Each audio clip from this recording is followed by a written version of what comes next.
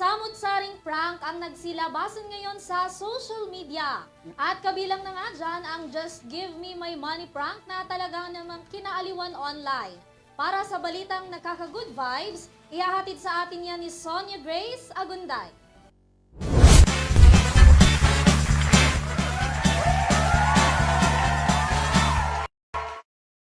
Muling nagbabalik ang balitang Pampa-Good Vibes. Sa mga nais munang isantabi ang stress, halina't panoorin natin ang nakaka-good vibes na videos ng mga nambiktima at nabiktima ng Just Give Me My Money prank sa social media. Kakaibang prank ang sumisikat ngayon online kung saan sasambitin ng bawat isang miyembro ng grupo ang mga salitang Just Give Me My Money at sabay palakpak ng mga miyembro nito.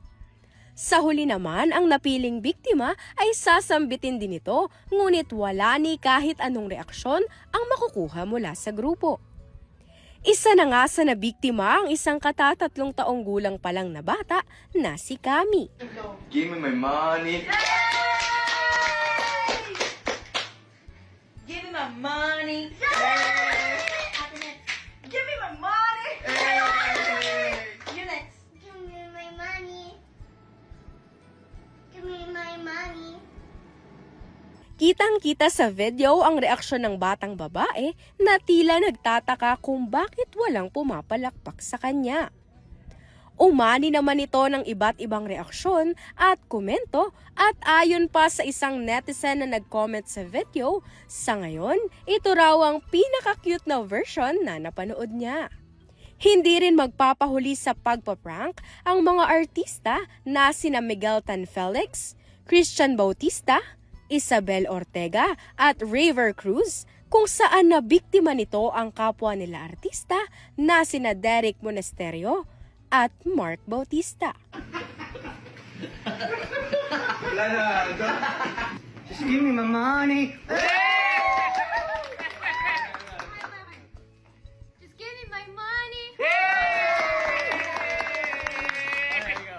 Just give me my money. Just give me my money. Just give me my money. Just give me my money. Ay, gagi. My money.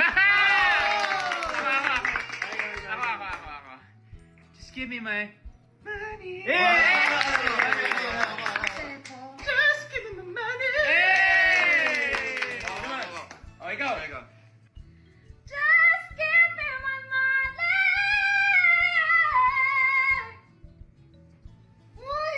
Walang pa kayo, At yan ang balitang Pampa-Good Vibes. Gusto mo rin bang magbahagi ng mga feel-goods na balita? I-message mo lamang ang aming official Facebook account, Your TV News. Ako si Sonia Grace Agunday